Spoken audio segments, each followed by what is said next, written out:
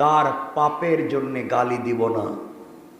হতে পারে ইন্তেকালের আগে সে তওবা করে আল্লাহর প্রিয় পাত্র হয়ে যেতে পারে, আর আমি শয়তানের প্ররোচনায় পড়ে আরো খারাপ হয়ে যেতে পারি। ঠিক কিনা বলেন?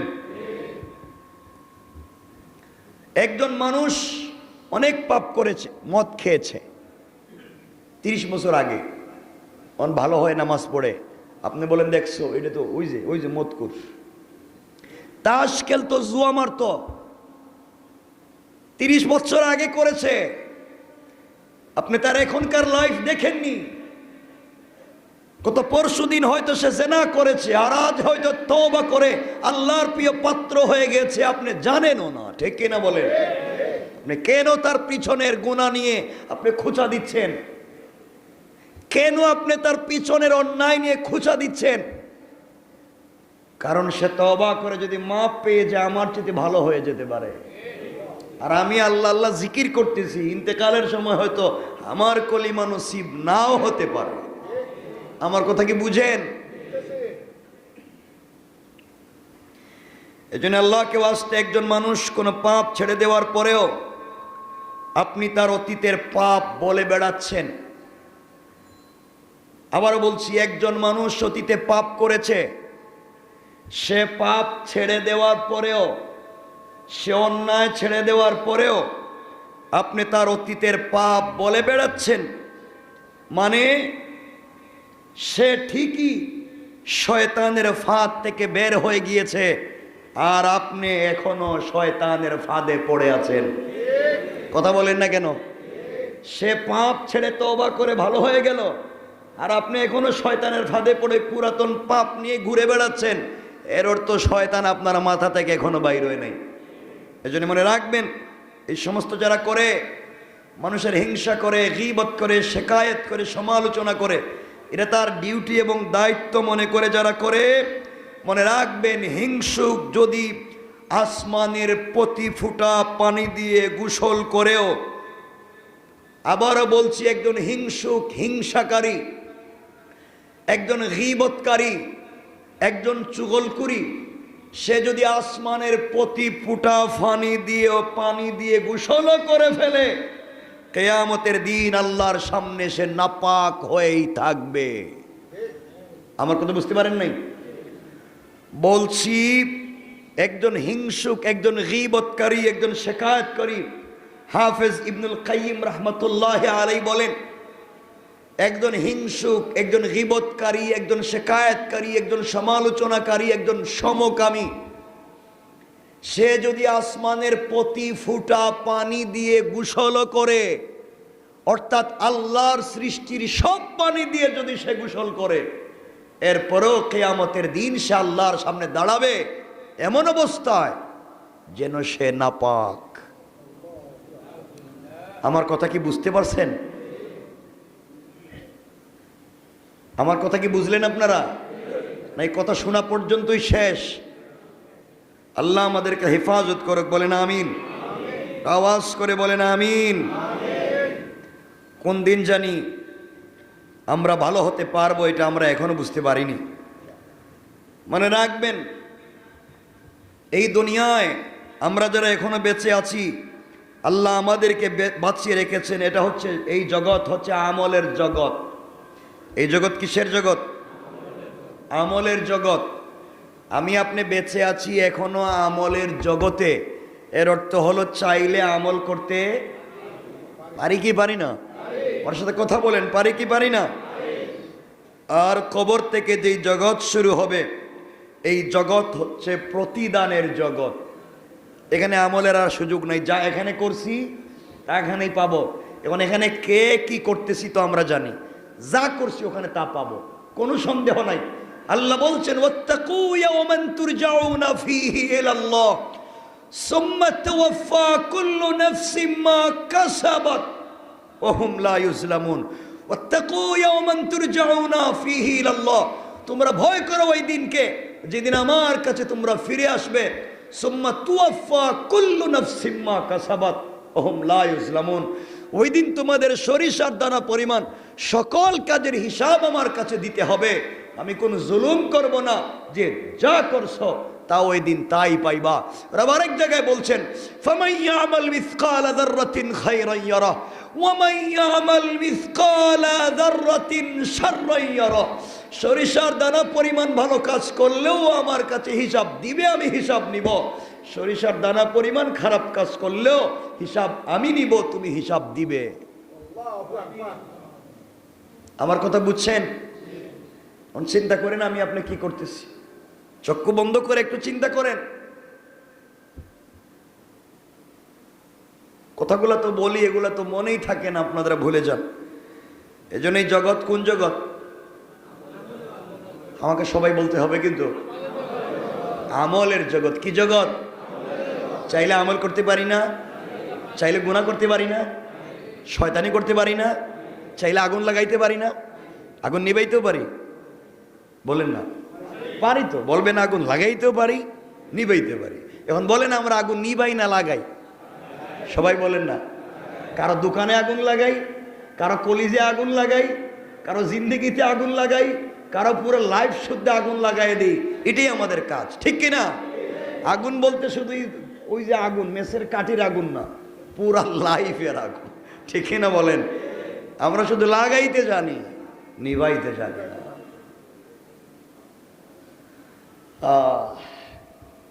কথাগুলো মনে রাখবেন আমার মুসলমান বন্ধুগণ। কথাগুলো দিল দিয়ে শুনেন কি বলতে চাই।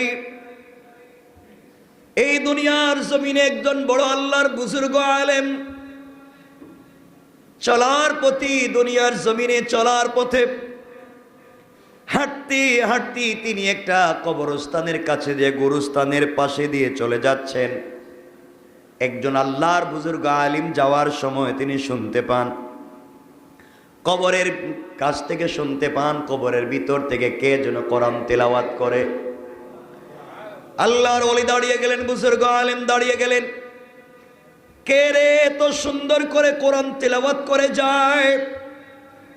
আমি একা একা হেঁটে যাই, কার কণ্ঠে এত সুন্দর কোরআন তেলাওয়াত শোনা যায়?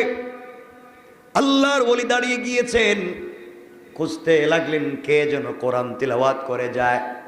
খুঁজতে খুঁজতে তিনি কোথাও পেলেন না, কাউকে খুঁজে পেলেন না। একটা গুরুস্থান খুঁজে দেখা যায় কোনো মানুষ নাই। আল্লাহর ওলি চক্ষু বন্ধ করলেন, মুরাকাবায় বসে গেলেন। মুরাকাবায় কাশফ হয়ে গেল, তিনি দেখতে পেলেন একজন ব্যক্তি কবরের ভিতরে বসে বসে কবরের ভিতরে কোরআন তেলাওয়াত করে যায়। আল্লাহু আকবার, জোরে বলেন। তিনি জানতে চাইলেন, কবর থেকে জবাব তিনি জানতে চাইলেন, তুমি এখানে বসে বসে কোরআন তেলাওয়াত করার কারণ কি? এ আল্লাহর গোলাম জবাব দিচ্ছে, বাইরে আমি পৃথিবীতে ছিলাম একজন কোরআনের হাফেজ। পৃথিবীতে কোরআনের সঙ্গে আমার বড় সম্পর্ক ছিল।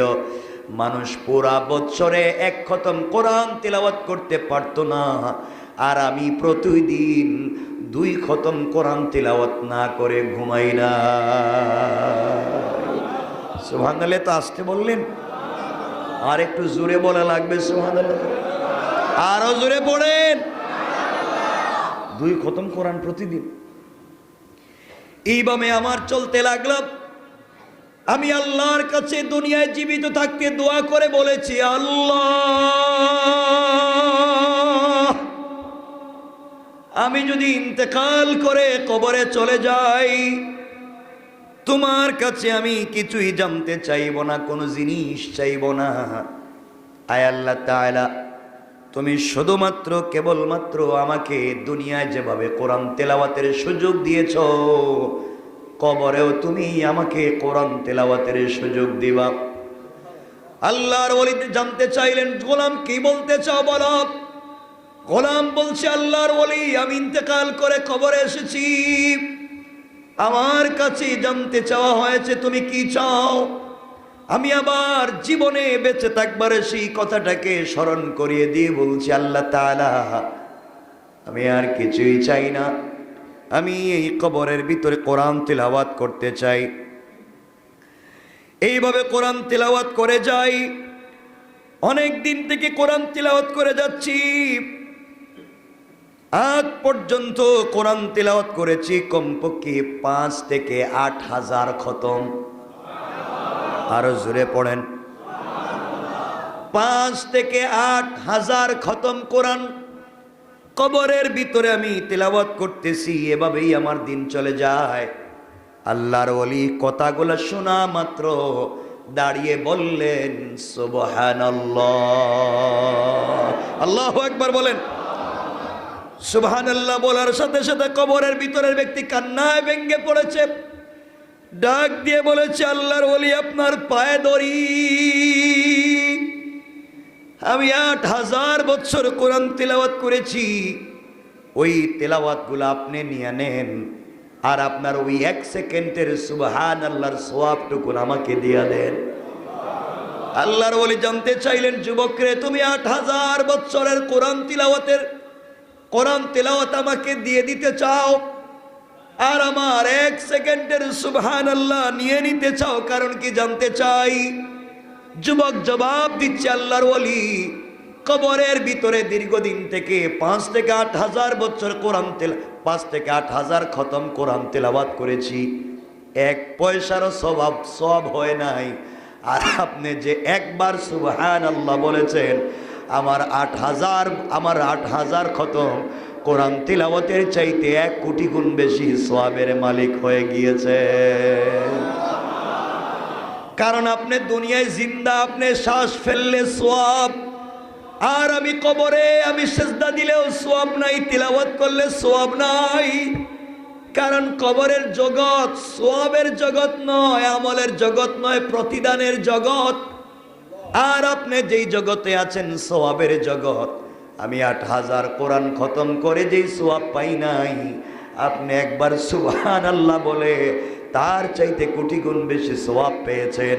সুতরাং এখনো আপনি বেঁচে আছি, এখনো চাইলে, আজও চাইলে জাহান্নামের দরওয়াজাগুলোকে বন্ধ করে, আজও চাইলে নিজের ইচ্ছায় আমরা আল্লাহর কাছে চেয়ে জান্নাতের দরওয়াজা খুলে নিতে পারি। কোন ঠিক কিনা? ঠিক কিনা বলেন? আমরা প্রতিনিয়ত জান্নাতের দরজা বন্ধ করেই চলছি। আমরা আপনারা বুঝি না, জান্নাতের দরজা শুধু বন্ধ করেই চলছি, খারাপ পথেই চলছি। জানি না কার গুনাহ কাকে কোন জায়গা পর্যন্ত নিয়ে যায়, কোন জায়গা পর্যন্ত আপনাকে আমাকে নিয়ে যায়। আমার বন্ধুগণ, কথাগুলো দিল থেকে শুনেন। এই জন্য আবারও বলছি, আপনার অন্তরে যদি কোনোভাবে আপনার অন্তর যদি শক্ত হয়ে যায়, আপনার দিল যদি শক্ত হয়ে যায়, আপনার দিল যদি দুনিয়ার মধ্যে ডুবে পড়ে যায়, আপনার দিল যদি দুনিয়ার পিছনে ছুটে চলে, আপনার মনে যদি শুধু শয়তানি আর নাফরমানি থাকে, আপনি মাঝে মাঝে কবর জিয়ারত করে আসবেন, কবরের কাছে যাবেন। কবরের কাছে গেলেই বুঝতে পারবেন, একা একা যাবেন, গভীর রাত্রে যাবেন, বুঝতে পারবেন কবরের কাছে গেলে আপনার চাইতে কত পাওয়ারফুল শক্তিমান মানুষ পড়ে আছে, হাত নাড়াতে পারে না, কবরের মাটিগুলাও সরাতে পারে না। আজ আপনার জবান আছে, শয়তানি করার সুযোগ আছে। আপনি আমিও যদি মরে যাই, আমাদের কবরের উপর দিয়া কত গুড়া গাদা হাঁটবে, প্রস্রাব করবে, আমরাও সরাতে পারবো না। ঠিক কিনা বলেন? এই জন্য আমার বন্ধুগণ, রাসূল বলেছেন, তোমরা মাঝে মাঝে কবর জিয়ারত করো, কেননা এটি তোমাদেরকে মৃত্যুর কথা স্মরণ করিয়ে দিবে। অন্য হাদিসে রাসূল বলেছেন, তোমরা কবর জিয়ারত করো, কেননা এটি তোমাদের আখিরাতের কথাকে বারবার স্মরণ করিয়ে দিবে। দুনিয়ার কিছু ভয়, দুনিয়ার কিছু লোভ লালসা তোমাদের ভিতর থেকে চলে যাবে। গিয়া দেখো কত বড় বড় পয়লওয়ান, যার একটা আঙ্গুলের হেলনে গোটা দুনিয়া চলতো, সেও কবরে পড়ে আছে, কবর ভেঙ্গে গিয়েছে, কত কবর মাটি পড়ে গিয়ে পানি ঢুকে গিয়েছে, কেউ দেখবার মতো নাই। তুমিও মরে যাবা, আমিও মরে যাব, কোন জায়গায় কার খবর হবে হয়তো কেউ আমাদেরকেও দেখবার মতো থাকবে না। ঠিক কিনা বলেন?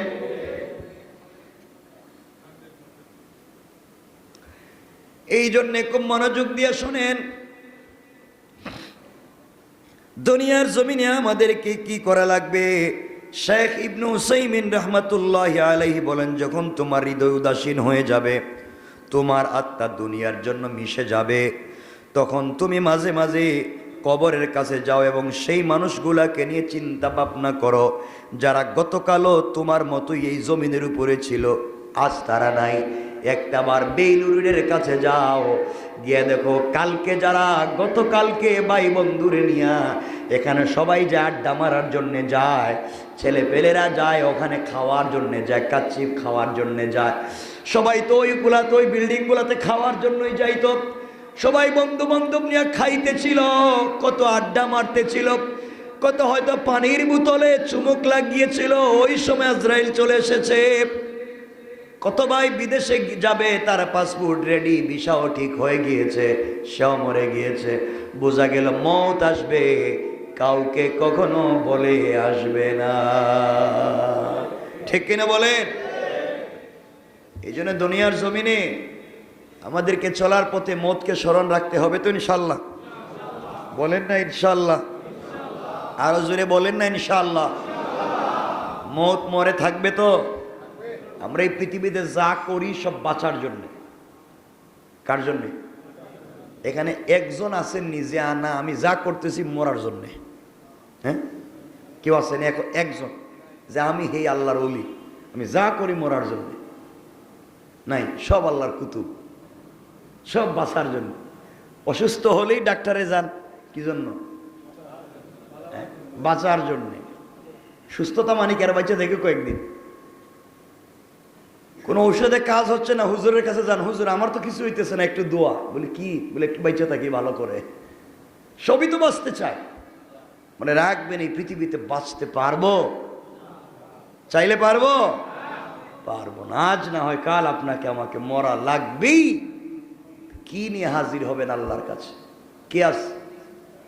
কি আছে যেটা নিয়ে রবের সামনে হাজির হবেন? কিচ্ছু নাই। এই জন্য আল্লাহর ওয়াস্তে এই পৃথিবীতে বেঁচে থাকবার বহুত চেষ্টা করেন। আজ না হয় কাল আপনাকে আমাকে মরা, আবার বলেন মরা লাগবে। চাইলে এই পৃথিবীর কেউ বেঁচে থাকতে পারবে না। আল্লাহ আমাদের সবাইকে বুঝার তৌফিক দান করুক। সকলে পড়ে না আমিন। কেন কথাগুলো বলতেছি? আল্লাহ পাক রব্বুল ইজ্জত ওয়াল জালাল চাইলে কাউকে কিয়ামত পর্যন্ত হায়াত বাড়িয়ে দিতে পারেন, পারেন না? কাউকে চাইলে এই পৃথিবীতে যেমন ফেরেশতাদের হায়াত কিয়ামত পর্যন্ত বাড়িয়ে দিয়েছেন, না দেন নাই? কিয়ামত পর্যন্ত ফেরেশতারা বেঁচে আছে, বেঁচে থাকবে। পৃথিবীটা খুব কিয়ামতের কাছাকাছি যাচ্ছে। মৃত্যুটা খুব কাছাকাছি হচ্ছে আমাদের। ব্যক্তির মৃত্যু, জাতির মৃত্যু, পুরো দুনিয়ার মৃত্যু খুব কাছাকাছি আসতেছে। কিয়ামতের যত আলামতগুলো রয়েছে ওগুলো প্রকাশিত হতে যাচ্ছে। কিয়ামতের একটা আলামত হচ্ছে এমন একটা দিন আসবে যেদিন মুসলমানদেরকে কাফেরেরা কালো কালো ছোট ছোট গুটা দিয়া আঘাত করে মারবে। আপনার কি মনে হয় কালো কালো ছোট গুটা এটা দিয়ে এখন মারা হচ্ছে নি? সারা দিনই তো গুলি করা হচ্ছে, বম মারা হচ্ছে, মুসলমানদেরকে ঝাঁঝরা করে দেওয়া হচ্ছে, ঠিক কিনা? কিয়ামতের আলামত। কাফের বেঈমানের একত্রিত হয়ে একজন আরেকজনকে একটা প্লেটে ডেকে ডেকে, মানুষ যেভাবে মেহমান আসলে প্লেটে ডাক দিয়ে বসে আসো একসাথে খাই, এইভাবে গোটা দুনিয়ার কাফের ঐক্যবদ্ধ হয়ে একে অপরকে ডেকে ডেকে জমাতবদ্ধ হয়ে মুসলমানদেরকে মারতেছে, ঠিক কিনা? আর আমরা কি করতেছি? আজ মুসলমানদের কলিজার থেকে রক্ত ঝরতেছে। দুনিয়া থেকে দিনকে মুছে দেওয়ার ষড়যন্ত্র চলছে, ইসলামের সংস্কৃতিকে ধ্বংস করে দেওয়ার ষড়যন্ত্র চলছে। আর আমরা এখন আছি নিজেরাই কামড়া কামড়িতে ব্যস্ত, নিজেরাই মারামারিতে ব্যস্ত, একজন আর একজনের বিরুদ্ধে সারাদিন লেগেই আছে। আজ মরবো না কাল মরবো, এর কোনো চিন্তাই নেই, ঠিক কিনা বলেন? চাইলে বেঁচে থাকতে পারবেন না মরতে হবে? কেউ আগে কেউ পরে, কেউ আগে কেউ পড়ে। কি আছে এমন যে জিনিস নিয়ে আল্লাহর সামনে দাঁড়াতে পারবো, এমন কোনো জিনিস আসেনি আপনাদের কাছে? কোনো আমল আছে আলাদা, কোনো স্পেশাল আমল আছে যে এটাই আছে আমার, ওইটা নিয়ে দাঁড়ায় যাইব, রব মাফ না দিয়ে পারবে না? আছে কিছু? কি নাই? কিছুই নাই আমাদের। এই পৃথিবীতে আল্লাহ চাইলে কাউকে হায়াত দিতে পারেন। যেমন ইতিহাসে পাওয়া যায় হজরত খিজির অথবা হজরত খাজির, তাকে আল্লাহ তাআলা হায়াত দিয়েছিলেন। ইতিহাসে পাওয়া যায় তিনি আবে হায়াত পান করেছিলেন। আবে হায়াত মানে কি এর পানি? হ্যাঁ, হায়াত, জীবন, জীবনের পানি, মৃত্যুবরণ না করার মতো পানি পান করেছিলেন। এটা আসেনি দুনিয়ায়, এমন কিছু আছে? ইতিহাসে পাওয়া যায়, আমরা দেখি তিনি কি করেছিলেন, আর আমরা এটারে কি বলি। কোরআন শরীফে হযরত যুলকারনাইন সম্পর্কে আলোচনা আছে। যুলকারনাইন তিনি একজন অপরাজেয় বাদশাহ ছিলেন। পৃথিবীর পুরা পৃথিবী বাদশাহ ছিলেন, সমস্ত দেশ সমূহ তিনি জয় করেছেন। আল্লাহ পাকের খাস বান্দে এবং ওলি ছিলেন। সুবহানাল্লাহ বলেন। তিনি পুরা দুনিয়া ইসলামের ঝান্ডাকে উড্ডীন করেছিলেন পুরো পৃথিবীতে। ইতিহাসে তাকে বাদশাহ সিকান্দার নামেও চিনে, বাদশাহ সিকান্দার। কেউ কেউ তাকে আলেকজান্ডার দি গ্রেট নামেও বলে থাকেন। আমি বললাম জালেম ইয়াজুজ, যাদেরকে আমরা ইয়াজুজ এবং মাজুজ নামে চিনি, চিনেনি আপনারা? নাম শুনছেন তো? ইয়াজুজ মাজুজ, এই দুই জাতিকে প্রাচীর দিয়ে আবদ্ধ করে রেখেছিলেন যিনি, তিনি হচ্ছেন যুলকারনাইন। এরা পৃথিবীতে বের হয়ে আসতে চায়, পৃথিবীবাসীদেরকে খেয়ে ফেলতে চায়, তো পুরো রাত জিব্বা দিয়ে চাটে, ওয়ালে চাটতে চাটতে চাটতে চাটতে পৃথিবীতে বের হয়ে আসতে চায়, পুরো জাতিকে খেয়ে ফেলতে চায়। কিন্তু যখনই শেষ, এখন চাটলেই তারা বের হয়ে যাবে, এমন সময় আজানের টাইম হয়ে যায়, সূর্য উদিত হয়ে যায়, আর তাদের চাটা বন্ধ হয়ে যায়, ওয়াল আগের জায়গায় চলে যায়। আল্লাহু আকবার। এত আসতে এই জাতিকে বন্ধ করে এরা কিয়ামতের আগে বাইরিব। এখন তো ইয়াজুজ মাজুজ বাইরে এসে, ওই ইয়াজুজ মাজুজ না, মানুষের মধ্যে ইয়াজুজ মাজুজের অভাব আসেনি? ওমা আছে, পাবলিকরে খায়া ফেলায়, সব সব দিয়া দোহের, সব পাওয়ার পরে হে খুশি না, এমন ইয়াজুজ মাজুজ আসেনি? কথা বলেন না কেন? আমার বন্ধুগণ,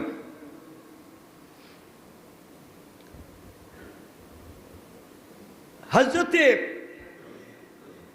খাজির বা খিজির জানতে পারলেন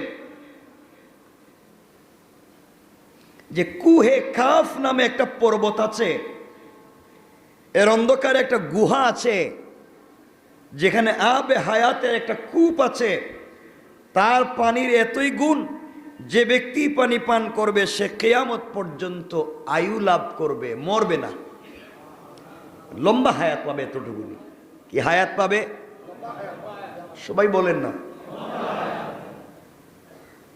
সেই পানি দুধের মতো সাদা, বরফের মতো ঠান্ডা, মধুর মতো মিষ্টি এবং সুস্বাদু, মিশকের মতো বেশি সুগন্ধি। যুলকারনাইন যে বাদশা ছিলেন, তার প্রধানমন্ত্রী ছিলেন হযরতে খিজির।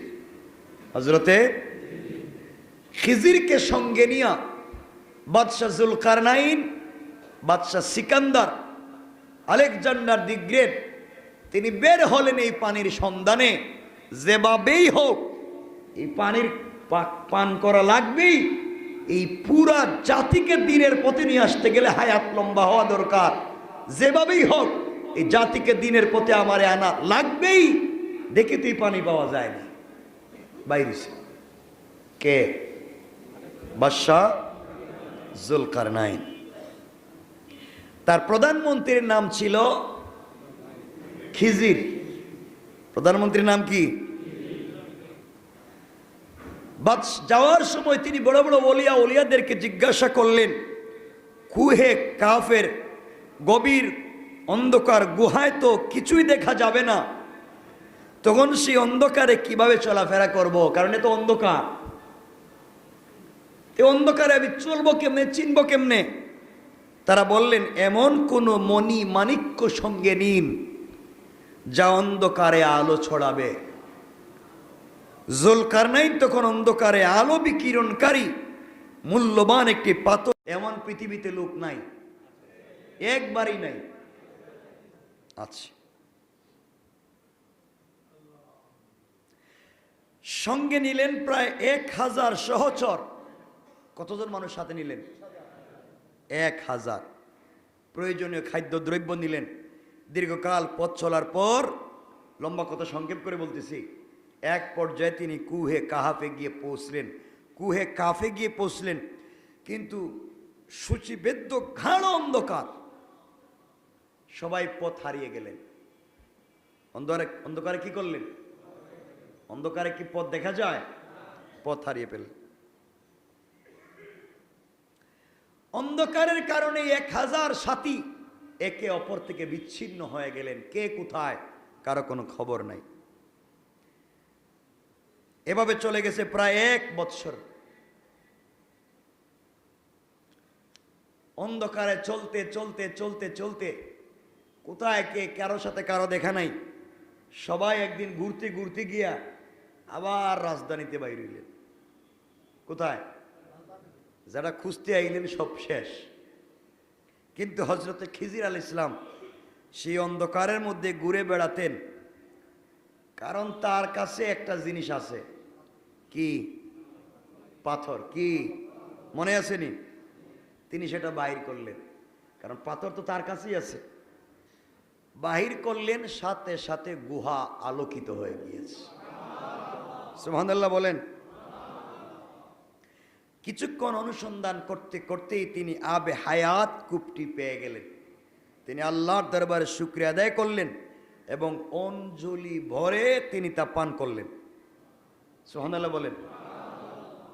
কেউ কেউ বলেন এজন্যে হযরতে খিজিরকে আল্লাহ কিয়ামত পর্যন্ত হায়াত লম্বা করে দিয়েছেন। আর আমরা বলি আল্লাহ তাআলা ইচ্ছা করছেন খিজিরকে কিয়ামত পর্যন্ত বাঁচিয়ে রাখবেন, এই জন্য তার হায়াতকে বাড়িয়ে দিয়েছেন। পড়েন সুবহানাল্লাহ।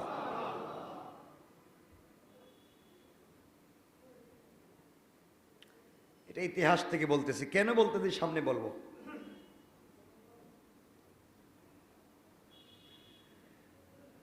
আবার আপনাদেরকে বলতেছি, এখন আপনারা মনে করতে পারেন তাহলে এই কূপের পানি পান না করলে বোধহয় কেউ বাঁচবে না কিয়ামত পর্যন্ত। আল্লাহ চাইলে এই কূপের পানি পান না করাইয়াও কাউকে বাঁচিয়ে রাখতে পারেন। পারেন? কাউরে রাখছেন? কে? হ্যাঁ, কেউ আসেনি? আমরা বলেন যে বাইচা আছে এখন পর্যন্ত? কেউ আছে? কি কয়? হ্যাঁ, আরে না, এই কূপের পানি পান না করেও দুনিয়া এখনো বাইচা আছে। কেউ আছে? জানা নাই? হ্যাঁ, না, তিনি তো দুনিয়া নেই, আমি দুনিয়ার কথা বলতেছি। এই পৃথিবীতে এই আবে হায়াতের পানি পান না করেও বেঁচে আছে শয়তান। শয়তান কে? বাইচা আছে না মরে গেছে? গা না মরে গেছে? আছে না নাই? কোন হায়াতের পানি পান করছে? পানি পান না করেও বেঁচে আছে। এরে বাঁচিয়ে রাখছেন কে? আরো জুড়ে বলেন কে? আল্লাহ চাইলে পারেন কি পারেন না? কিন্তু এখানে একটা ভিন্ন ঘটনার কারণে এটা হচ্ছে। আমার বন্ধুগণ,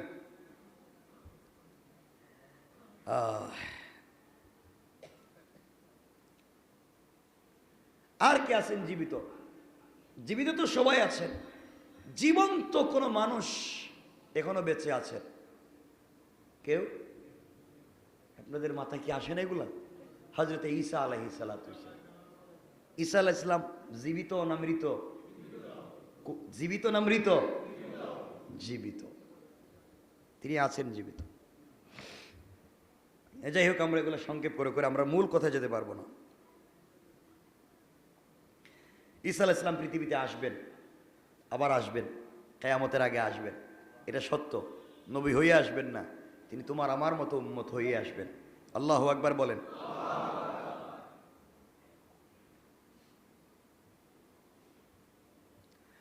আল্লাহ রাব্বুল ইজ্জত ওয়াল জালাল বলছেন কোরআনে কারীমে, আল্লাহ পৃথিবীতে কারো উপরে কারো শ্রেষ্ঠত্ব দিয়েছেন। আল্লাহ বলছেন ওয়ালা তাতামান্নাউ মা ফাদ্দালাল্লাহু বিহি বা'দাকুম আলা বা'দ, যাকে ইচ্ছা করেন তিনি কারো উপরে কারো শ্রেষ্ঠত্ব দিতে পারেন। কেউ তোমার উপরে যদি শ্রেষ্ঠ হয়ে যায়, কেউ তোমার উপরে যদি বড় হয়ে যায়, তুমি হিংসা এবং লোভ লালসা কইরো না, কারণ আমি কখন কাকে কার উপরে বড় করব। দুই বন্ধু একসাথে চলছে, গরিব যে ছিল আজকে সে ফ্যাক্টরির মালিক, ধনী যে ছিল আজকে সেই ফ্যাক্টরির কর্মচারী। কথা বলেন না কেন? আছে না নাই? লোভ লালসা হিংসা করে লাভ নাই। আপনি ছিলেন ক্লাসের ফার্স্ট বয়, আপনি এখনো 10,000 বেতন পান, আর ক্লাসের একবারে ফেল যে ছিল এখন সে ফ্যাক্টরির মালিক, কয়েক হাজারের কোটি টাকার মালিক। আছে না নাই? কে করতে পারে? এর জন্য অহংকার করে লাভ, হিংসা করে লাভ। কে করতে পারে? আল্লাহ বলছে তার প্রয়োজনে তিনি কাউকে কারো উপরে শ্রেষ্ঠত্ব দিতে পারেন। আল্লাহ রাব্বুল ইজ্জত ওয়াল জালাল আরো বলছেন, কথাগুলো বলার কারণ এটা, যালিকা ফাদলুল্লাহি ইউতিহি মাইয়াশা। আল্লাহ বলছেন এসব আল্লাহর অনুগ্রহ, তিনি যাকে ইচ্ছা তাকে দান করেন। সুবহানাল্লাহ বলেন, আরো জোরে বলেন না সুবহানাল্লাহ। আল্লাহ ইচ্ছা করলে সব পারেন, আল্লাহ সব পারেন। আপনি দেখবেন 50 বছর থেকে দোকানদারি করতেছেন, আপনার দোকানে ব্যবসা হয় না, আর আরেক বেচারা আপনার দোকান কি ডেকোরেশন করা, রেস্টুরেন্ট কি ডেকোরেশন করে রাখছেন, এরপরও দেখবেন পাবলিক আপনার রেস্টুরেন্টে আসে না। আর একজনের ভাঙ্গা দোকান, কুত্তা এদিকে ঢুকলে আরেকদিকে বেরিয়ে যায়, এর দোকানে দেখবেন কাস্টমার সরাইতেই পারে না। আসে না নাই? কে করতে পারে? আল্লাহ বলছেন যালিকা ফাদলুল্লাহি ইউতিহি মাইয়াশা, এটা আমি আল্লাহ কাকে কখন কোন অনুগ্রহ দিব কেউ জানে না, জানেন কে?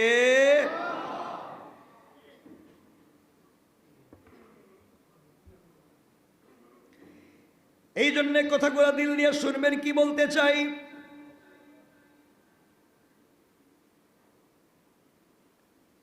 হযরতে খিজির আলাইহিস সালামের কথা নিয়ে আসবার কারণ হলো এক সময় তিনিও হারিয়ে গিয়েছিলেন, হাতের মধ্যে সেই পাথরও তিনি হারিয়ে ফেলেছিলেন। তিনিও রাস্তাঘাট ভুলে গিয়েছিলেন, বুঝতে পারলেন মন চাইলে কোনো জিনিসের মাধ্যমে পৃথিবীতে বেঁচে থাকা যায় না, পৃথিবীতে বেঁচে থাকতে হবে একমাত্র অনুগ্রহ লাগবে কার? বুঝতে চাইলাম আপনি যত দুনিয়ার যত উপকরণ গ্রহণ করেন বাঁচার জন্যে, দুনিয়ায় আপনি বড় হওয়ার জন্যে, নিজেকে বড় করবার জন্যে যত উপকরণ গ্রহণ করেন, আপনার যত সেনা সামন্ত গ্রুপ থাকবে, কর্মীর অভাব থাকবে না, কেউ আপনাকে বাঁচাইয়া রাখতে পারবে না। কিয়ামত যখন আসবে, বিপদ যখন আসবে, আপনার উপরেও আসবে, আর পৃথিবীতে বাঁচাইয়া রাখতে পারেন একমাত্র আমার আল্লাহ। দেখবেন রোড অ্যাক্সিডেন্ট করে গাড়ির 20 জন যাত্রী সবাই মরে গিয়েছে, কোলের বাচ্চার শরীরে একটা আঁচড়ও লাগে নাই। আছে না নাই? নদীতে দেখবেন লঞ্চ ডুবে সবাই মরে গিয়েছে, কিন্তু কুলের বাচ্চাটাকে বাঁচাইয়া রেখেছেন কে? আরো জোরে বলেন কে? আল্লাহ এগুলো পারেন। আল্লাহ রাব্বুল ইজ্জত ওয়াল জালাল যাকে ইচ্ছা সেই ফজিলত দান করেন। যুলকারনাইন নিজের ভুলের জন্য অনুতপ্ত হয়ে গেলেন, নিজেকে ইসলাহ করে ফেলেছিলেন। মুসা আলাইহিস সালামও দীর্ঘ আয়ুর চেয়েও আল্লাহ প্রদত্ত আয়ুকে পছন্দ করেছিলেন। আল্লাহ রাব্বুল ইজ্জত ওয়াল জালাল মুসা আলাইহিস সালাতু ওয়াস সালামকেও হায়াত দিয়েছিলেন। মুসা আলাইহিস সালাম আল্লাহর উপরে ছেড়ে দিয়েছিলেন, বলছিলেন আল্লাহ যদি চায়, যতদিন আল্লাহ চাইবে ততদিন আমি পৃথিবীতে বেঁচে থাকবো, আল্লাহ যেদিন চাইবে না পৃথিবীতে বেঁচে থাকবো না। আমি এতক্ষণ আলোচনা করে বুঝাতে চাইলাম পৃথিবীতে আমি আপনি যা অর্জন করি সব কিছু দান করেন কে? আরো জোরে বলেন কে? তাহলে আপনি হিংসা করেন কেন? তাহলে হিংসা করেন কেন? আপনার হয় না, আমার হয়ে গেছে, আমার হয় না, আপনার হয়ে গেছে। আল্লাহ বলছেন যালিকা ফাদলুল্লাহি ইউতি মান ইয়াশা, আমি যাকে ইচ্ছা তাকে দিব, তা আপনি হিংসা করবেন কেন? কথা কি বুঝতে পেরেছেন? দিতে পারেন কে? কেন বললাম আমরা 1 মিনিটে সংক্ষেপ করে দেই। হযরত আজরাইল আলাইহিস সালাতু ওয়াস সালাম সরাসরি এসে জান কবজ করে নিয়ে যান না, তিনি তার বাহিনী পাঠাইয়া দেন। কিন্তু নবীদের কাছে আসার সময় তিনি নিজে আসেন, অনুমতি নিয়ে আসেন। মুসা আলাইহিস সালামের কাছে জিব্রাইল ফেরেশতা মানুষের সুরতে এসে অনুমতি চাইলে মুসা আলাইহিস সালাম লোকটিকে জিজ্ঞাসা করলেন, তুমি কে? জবাব দিলেন, আমি জিব্রাইল, আপনার জীবন নিতে এসেছি, আপনাকে দুনিয়ার থেকে নিয়ে যেতে এসেছি, আপনি কি এখন জান কবজ করার অনুমতি দিবেন? মুসা আলাইহিস সালাম ভাবলেন লোকটা হয়তো ফেরাউনের লোক হইতে পারে। কার লোক? কারণ আমাকে মারার জন্য ঘুরতেছে কে? মুসারে মারার জন্য, আমারে না, আমার কথা কইতেছি না, আমারে মারার জন্য আবার কে ঘুরবো? মুসাকে মারার জন্য ঘুরতেছে কে? ফেরাউন এবং ফেরাউনের বাহিনী। আজরাইল আইসা যখন বলছেন আমি আজরাইল আপনার জীবন নিতে আসছি, মুসা চিন্তা করছে কি এর আজরাইল? আজরাইল কি তা বাড়ি মানুষের মতনই? এটা মনে হয় আজরাইল না, এটা ফেরাউনের কোন লোক হইব, আমারে ঠকাইয়া মারতে চায়। দিছেন এক থাবড়া, এক থাপ্পড়। কে বলছেন ঘুষি মারলেন, সাথে সাথে আজরাইলের 2টা চোখ উপড়ে পড়ে গেল, উপড়ে গেল। মানুষ রূপী ফেরেশতা আল্লাহর কাছে বলছেন, আল্লাহ আপনি কার কাছে জীবন নিতে পাঠাইলেন? এই লোকটা তো আমার উপরে বিশ্বাসই রাখলো না, এমন মায়ের দিছে, 2 চৌকি এখন নাই, এমন মায়ের দিছে। আল্লাহ রাব্বুল ইজ্জতুল জালাল বললেন, তুমি যাও তার কাছে গিয়ে বলো আমি আল্লাহর হুকুমে এসেছি, আল্লাহ আমাকে পাঠিয়ে দিয়েছে তার বকরির পিঠে হাত রাখতে। বকরির পাল আছে মুসার, এই হাতের তালুর নিচে যতগুলা পশম পড়বে তত কোটি বৎসর আল্লাহ তার হায়াত বাড়াইয়া দিবে। বুঝতে পারলেন তিনি জিব্রাইল, আজরাইল বুঝতে পারলেন আজরাইল ফেরেশতা। তিনি বললেন সেই পশম পরিমাণ আয়ু বাড়াবার পরে কি আমার কাছে আবার আপনি আসবেন? কয়েকদিন যত কোটি পশম থাকুক, একদিন পশম শেষ হয়ে যাবে, আপনি মরে যাবেন। আজরাইল বললেন পশম শেষ হওয়ার পরেই যেহেতু মরা লাগবে, তাহলে আমার ইচ্ছার উপরে মরতে চাই না, আল্লাহ যেদিন ইচ্ছা করবেন তার ইচ্ছার উপরে আমি মরে যেতে চাই। সুবহানাল্লাহ বলেন। তাহলে আমি এতক্ষণের আলোচনায় বুঝাতে চাইলাম এই পৃথিবীতে যা হবে ইচ্ছা করবেন কে? আমাদেরকে যা দিবেন ইচ্ছা করবেন কে? আল্লাহ বলছেন যালিকা ফাদলুল্লাহি ইউতিহি মান ইয়াশা, আল্লাহ অনুগ্রহ দেন যাকে ইচ্ছা তাকে দান করেন। সুতরাং দান করেন আল্লাহ, আর হিংসা করে কে? আমরা। দান করেন কে? আর হিংসা করি। এজন্য এগুলা থেকে বের হওয়া লাগবে। আল্লাহ আমাদের কবুল করুন।